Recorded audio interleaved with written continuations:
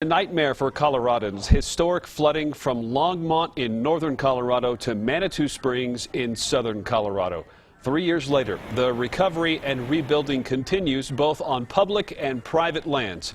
Tonight, KRDO News Channel 13 Scott Harrison shows us how those hit hardest continue getting back on their feet. It's new at 6 o'clock. 3 years ago this month, constant rainfall turned normally peaceful Cheyenne Creek in southwest Colorado Springs into a raging river, producing a flood that neighbors say was more than a 100-year flood and was more like a 1,000-year flood. Many yards and basements along the creek were underwater. That's just the way it was. It was just a roar.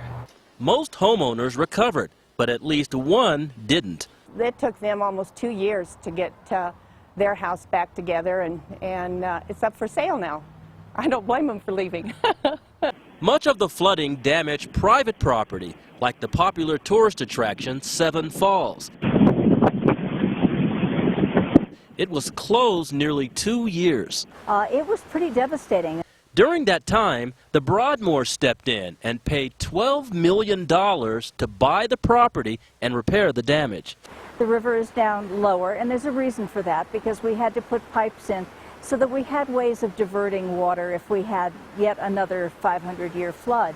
The pipes are well hidden, and the tranquil setting of Seven Falls is back. While we don't release numbers, our numbers are up considerably.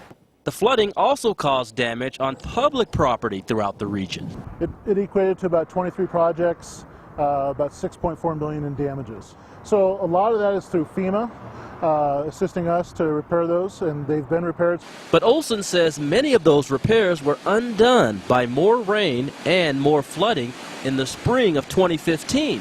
The consensus opinion about that flood event in September of 2013 is that even longtime Colorado residents say they've never seen anything like it, and they hope that they never will again.